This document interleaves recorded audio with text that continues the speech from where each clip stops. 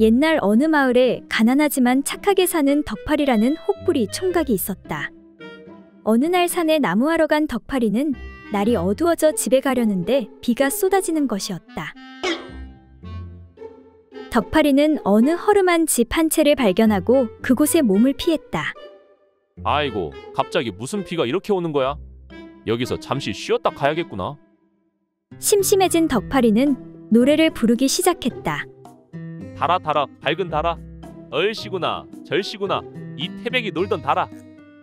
그런데 잠시 후 도깨비가 덕팔이 앞에 나타났다. 내 이놈, 방금 노래를 부른 게 내 놈이냐? 아이고, 죄송합니다 도깨비님. 도깨비님이 주무시고 계시는지도 모르고 한 번만 용서해 주십시오.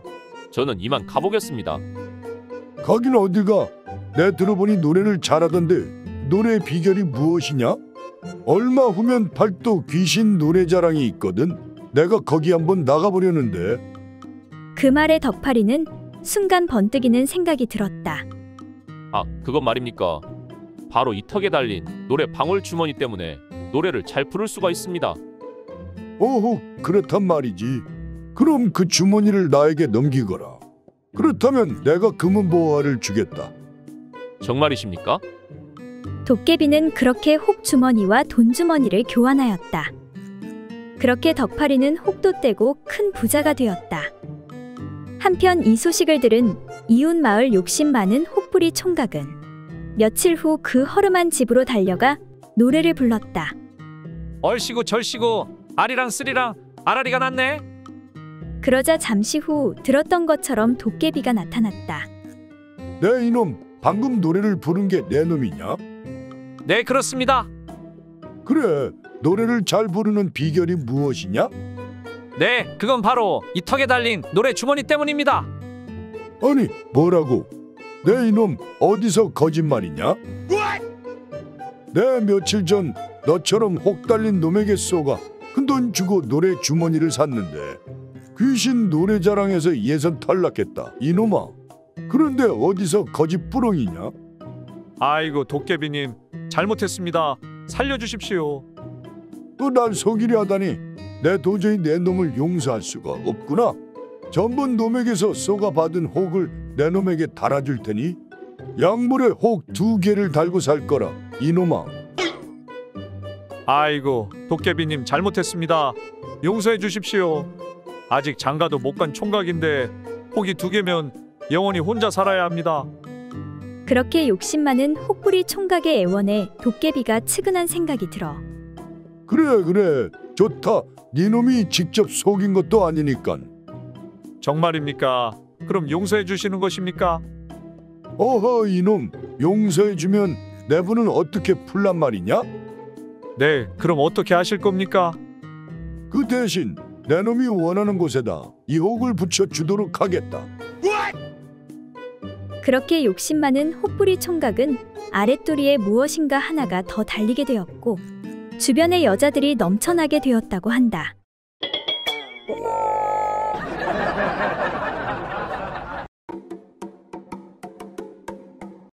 머슴 사는 칠보기가 친구 박서방을 만나기 위해 집으로 찾아갔다. 마침 박서방은 집에 없었고 그의 부인이 문을 열어주는데 빼어난 미모의 그녀는 안타깝게도 벙어리였다. 아주머니, 안녕하세요. 근데 박서방, 이 친구는 어딜 나갔나요? 그러자 벙어리 부인은 칠보기를 이끌고 부엌으로 들어갔다. 그런 다음 갑자기 등을 돌리고 치마를 걷어 올리더니 한껏 물이 오른 허벅지와 엉덩이를 보여주며 술병을 가리키는 것이었다. 생각지도 못했던 눈요기에 칠보기는 기분이 몹시 좋아졌다. 정말 대단하시군요. 하지만 전 지금 그 친구의 행방이 궁금할 뿐인데요. 그러자 부인은 치마를 걷어 올리고 술병을 가리키는 그 동작을 다시 한번 보여주었다. 친구 부인의 연이은 행동에 어느덧 가운데 다리가 화가 나기 시작한 칠보기는 속으로 이를 악물고 버텼다. 안 돼, 그 집만은 엄연히 친구 부인인데 내가 어떻게 참아야만 해. 칠보기는 목소리를 가다듬으며 말했다. 무슨 오해를 하신 모양인데 전 그럴 생각도 없고 할 수도 없습니다. 전 단지 그 친구가 어디에 있는가 궁금할 뿐입니다. 하지만 부인은 막무가내였다. 여전히 치마를 걷어올리며 술병을 가리키는 것이었다. 계속되는 부인의 행동에 기분이 묘해진 칠복이는 더 이상 견딜 수가 없었다. 그래서 할 수 없이 그곳을 뛰쳐나왔다. 그런데 그때 마침 당사자인 친구 박서방이 막 살인문을 밀고 들어서는 것이었다. 이를 본 칠복이가 소리쳤다. 이봐, 큰일 났네. 자네 부인이 어떻게 된 거 아닌가? 어떻게 되다니? 내가 자네가 어디 갔냐고 물을 때마다 엉덩이를 들쳐 보이고 술병을 가리키니 뭔가 이상하지 않은가? 칠복이의 말에 박서방이 낯빛도 바꾸지 않고 말했다. 그거야 당연한 일이지. 그건 말이지. 우리 남봉꾼 남편이 지금 술집에 있습니다. 이런 뜻일세.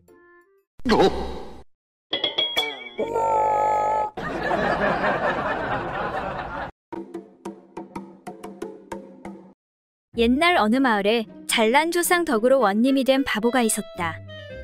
그는 정말 대단한 바보였다. 하지만 다행히도 똑똑한 마누라를 두어 어떤 일이 있을 때면 일일이 부인에게 물어서 해결하곤 했다. 그런데 재판을 하는 일만은 그럴 수가 없어서 부인을 잘 보이는 곳에 몰래 앉혀놓고 부인의 손짓에 따라 모든 일을 처리하는 방식을 썼다. 그러던 어느 날 죄인 하나가 붙잡혀 들어왔는데 도무지 어떻게 해야 할지 알 수가 없었다. 사또나리 한 번만 용서해 주십시오. 다급해진 바보원님이 얼른 부인이 앉아있는 쪽을 쳐다봤다.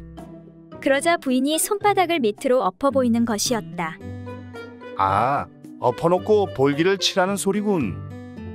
이에 바보원님이 명령을 내렸다. 여봐라, 그놈을 엎어놓고 매우 치도록 하여라. 사령들이 달려들어 사정없이 죄인의 볼기를 치기 시작했다. 아이고, 나 죽네, 나 죽어. 죄를 지었다지만 쉬지 않고 볼기를 계속 맞는 사람을 보니 원님은 딱하다는 생각이 들었다. 그래서 다시 부인이 있는 쪽을 쳐다보니 부인이 그제서야 손바닥을 젖혀 보였다. 그것은 이제 그만 때리라는 신호를 보내는 것이었다. 하지만 바보원님은 그것을 알아듣지 못하고 다시 이런 명령을 내렸다. 여봐라, 그놈을 당장 뒤집어 놓아라. 명령대로 죄인을 똑바로 눕혀놓으니 바지가 내려진 그 몰골이 가관이 아니었다. 죄인은 아픈 것은 고사하고 창피해서 죽을 지경이었다. 아이고, 누가 제 소중히 좀 가려주십시오. 부탁합니다. 그 광경을 본 원님의 부인은 웃음을 참을 수가 없었다.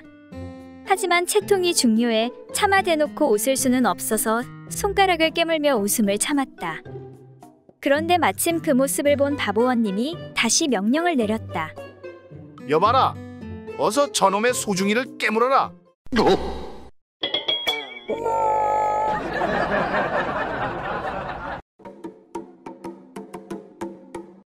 노름이라면 사족을 못 쓰는 한 사내가 있었다.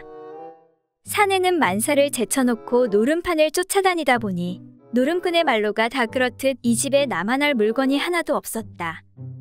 아니 이번에도 꽝이로구먼.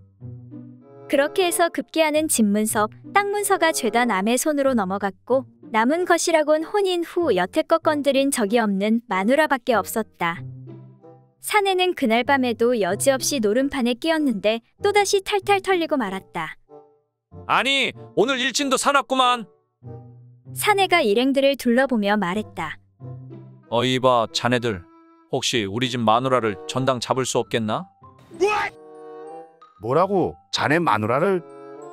응, 내 큰돈을 요구하지는 않겠네. 부탁이야. 그러니 돈 좀 빌려주시게. 그러자 한 친구가 고개를 흔들었다. 에이, 그게 무슨 소린가? 말도 안 되는 소리 하지 말고 그만두시게나. 사내가 다시 부탁했다. 이봐, 남의 심장 무너지는 소리 좀 작작하게나. 절대 손해 볼 일이 아닐세. 이래 봬도 우리 집 마누라는 진짜 수처녀라니까. 친구들이 코웃음을 흘렸다. 허, 자네 지금 그 말을 믿으라는 건가? 시집 온 지 벌써 5달이 넘었는데 어떻게 자네 마누라가 처녀란 말인가? 헛소리 좀 작작하시게나. 그러자 사내는 이렇게 열변을 토하는 것이었다. 정말이야. 자네들 한번 생각해보면 모르겠나? 아무리 내가 혼인을 했다고는 하나 장가든 이후로 하룻밤인들 제대로 집에 들어간 적이 있었나?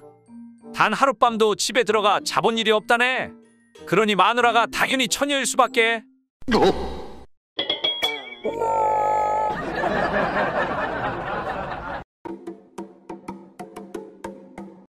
옛날 어떤 마을에 덕망 높은 대감이 있었다. 하루는 대감마님이 젊은 선비들을 모아놓고 가르치는 자리에서 말했다. 모름지기 사내란 점잖음을 제일의 덕으로 삼아야 하는 것이라오. 다들 잘 아시겠소? 하고 일장연설을 하고 있었다. 그런데 이때 대감, 내 잠시 들어가도 될까요? 하고는 안방마님이 갑자기 방문을 열고 들어오는 것이었다.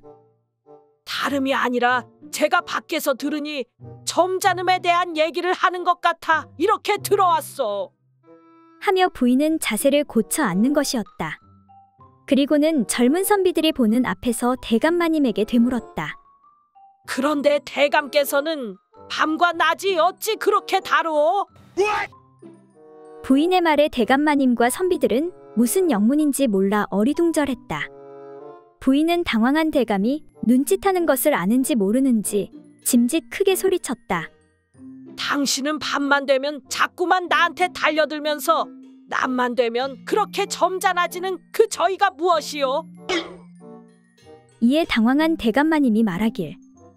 그건 밤에는 당신 얼굴이 잘 보이지 않으니 그런 것이 아니오.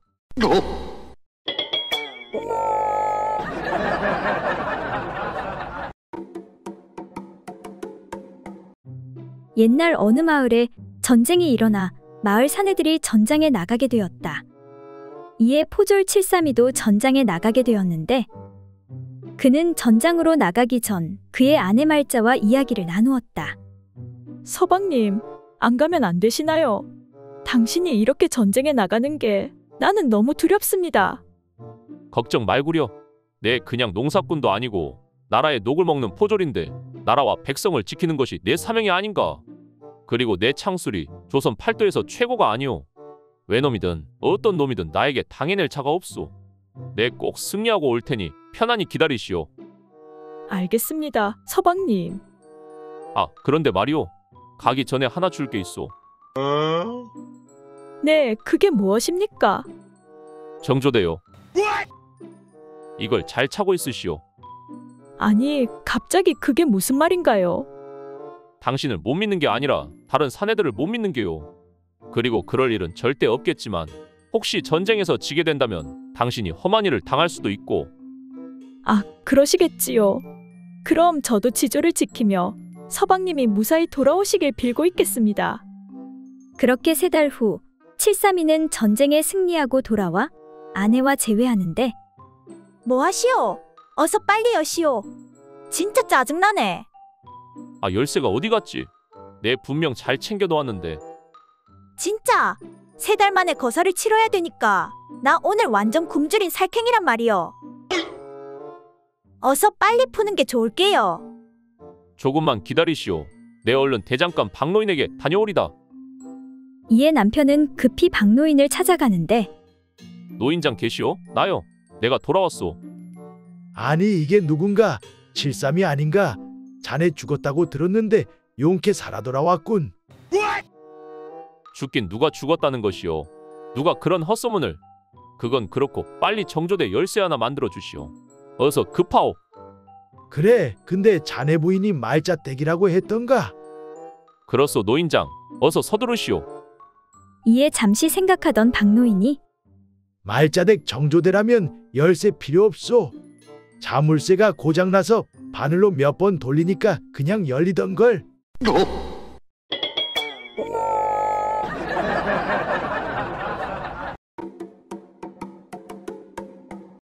옛날 어떤 사람이 아내를 잃고 10년째 호라비로 지내다가 다시 새 장가를 들고 싶었다.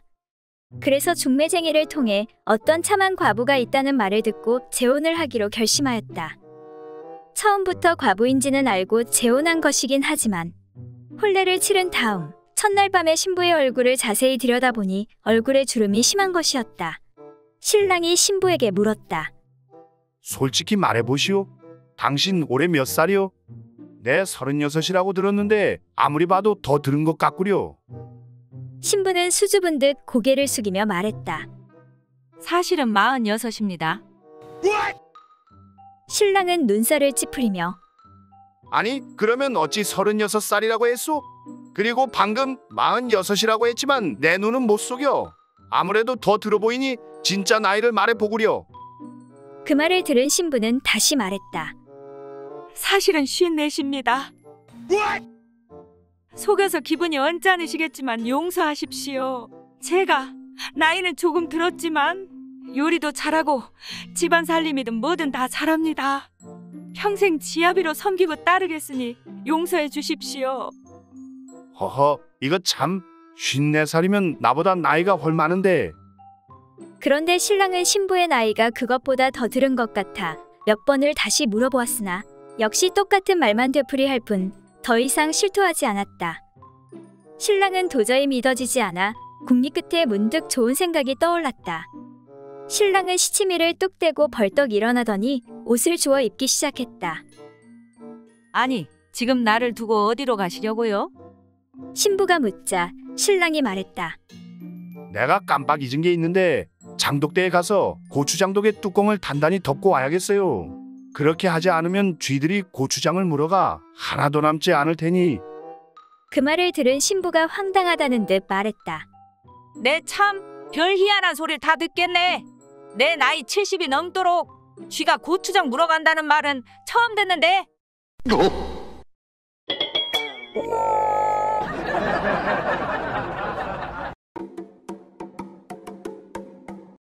한 엉큼한 포졸의 아내가 외간 남자를 집안에 끌어들였다.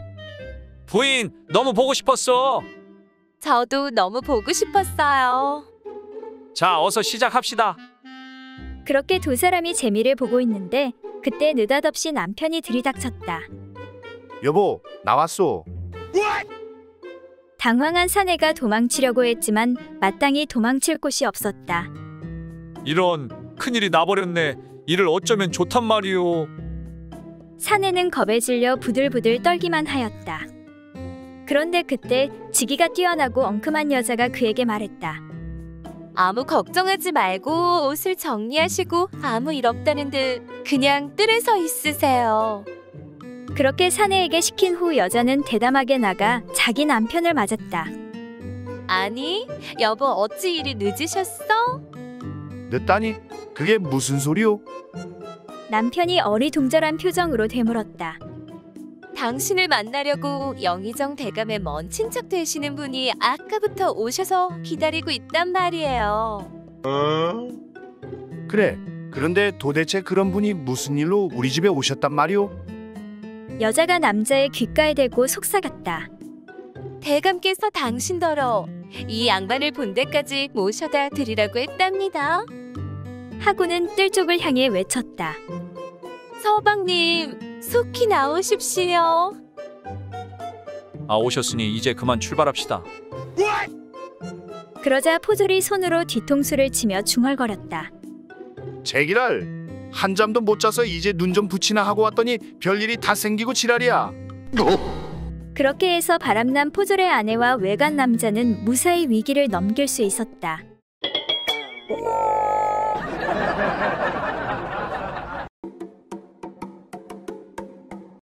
어느 날 대감 부인 넷이 정대감 댁에 모여 앉아 수다를 떨고 있었다. 그런데 그날의 날씨 때문인지 아니면 그 장소의 분위기 탓이었는지 남이 들으면 낯이 뜨거워질 정도로 이야기를 하기 시작했다. 먼저 박대감 부인이 말했다.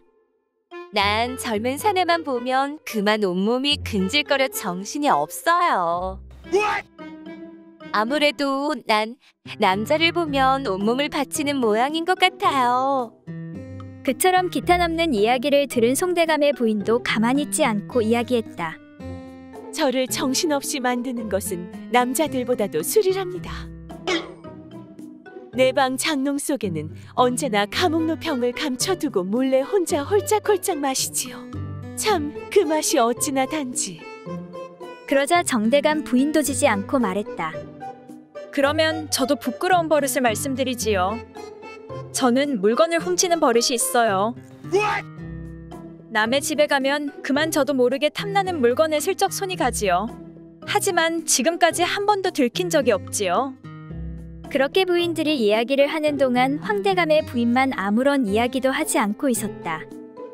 그러자 새 부인이 앞으로 나앉으며 물었다. 황대감 부인께선 저희들에게 들려주실 이야기가 아무것도 없으신가요? 그러자 황대감 부인이 아주 태연하게 말했다.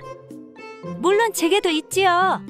저는 남의 힘을 보는 것을 제일 좋아해요.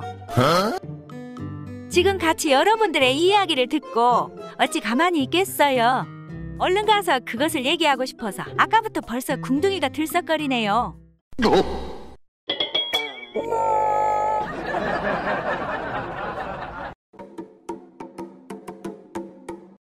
옛날 어떤 선비가 아름다운 첩을 두고 있었다. 하루는 첩이 고향을 잠시 다녀오겠다고 청하니 선비는 첩을 호위시키기 위해 종들 중 남녀간의 음사를 모르는 순진한 녀석을 보내려 하였다. 그리하여 가장 어린 종인 칠복이를 부르는데 이보거라, 칠복아, 이리 좀 와보거라. 네 어르신 부르셨습니까? 내 놈은 옥문이 무엇인지 아느냐? 옥문 말씀이십니까? 그것은 옥수수를 넣어둔 창고 문이 아니옵니까? 엉큼한 칠복이는 일부러 어리석게 대답하였다. 그래, 내 놈이 가면 되겠구나. 선비는 종의 말에 크게 기뻐하면서 첩의 호위를 하게 하였다. 그렇게 집을 떠난 첩과 종이 어느 냇가에 당도하였을 때 첩은 종에게 말 한 장을 풀게 하고 잠깐 쉬게 하였다. 칠복아, 여기서 좀 쉬다 가자꾸나. 네, 작은마님. 쉬는 동안에 칠복이는 개울에서 미역을 감는데 첩이 칠복이의 물건을 보니 생각보다 크고 좋게 보여 희롱에 가로되 칠복아, 너의 양다리 사이에 고기로 된 막대기 같은 것이 있는데 그것이 대체 무엇이냐? 하고 물으니 날 때부터 작은 혹부리 같은 것이 있더니 점점 도달하면서 오늘날에 와서는 이만큼 커졌습니다요. 하고 대답하자 첩이 말하길 나도 날 때부터 양다리 사이에 작은 구멍이 있더니 점점 커져서 지금은 깊은 구멍이 되었으니 너의 그 뾰족한 막대기를 나의 움푹 패인 곳에 넣으면 짝이 딱 맞을 것 같구나. 하고 수작을 부려 드디어 두 사람이 즐거운 일을 하게 되었다. 한편 선비는 어리석은 종에게 첩의 호위를 맡겼으나 마음이 놓이지 않아서 가만히 뒤를 밟다가 언덕 위에 이르러 두 사람이 하는 짓을 보니 남녀간에 그 일을 하는 것 같이 보였다. 이에 분노가 치밀어 언덕을 내려와 가로되 야, 이것들아, 방금 무슨 일을 하였느냐? 내 언덕 위에서 다 보았느니라. 하고 소리치니 종이 주머니 속에서 바늘과 노끈을 꺼내 무엇을 꿰매려는 신용을 하는 것이었다. 야, 이놈아, 지금 무엇을 하느냐? 하고 물으니 종이 울먹이며 말하길 작은마님께서 저 깊은 개울을 건너시다가 혹시나 물에 빠지실까 하여 소인이 작은마님의 몸에 한 곳이라도 상처가 나지 않도록 조심껏 받들어 모시고자 하나. 배꼽 아래 두어치 되는 곳에 한 치 정도 되는 구멍이 있어서 그 깊이를 가히 측량할 수 없어 혹시 풍독이라도 입게 되면 어쩌나 하고 겁이 나서 지금 곧 그것을 꿰매려고 하는 중입니다. 라고 대답하니 선비는 종의 어리석음에 크게 기뻐하며 너의 마음은 참 진실하구나. 그러나 그것은 본래 붙어 있는 구멍이니 삼각 꿰매지 말거라. 네, 주인어른, 알겠습니다요. 그때 선비가 의아해하며 다시 묻는데 그런데 이놈아, 너는 왜 아까부터 거시기를 꺼내놓고 꿰매려는 것이냐?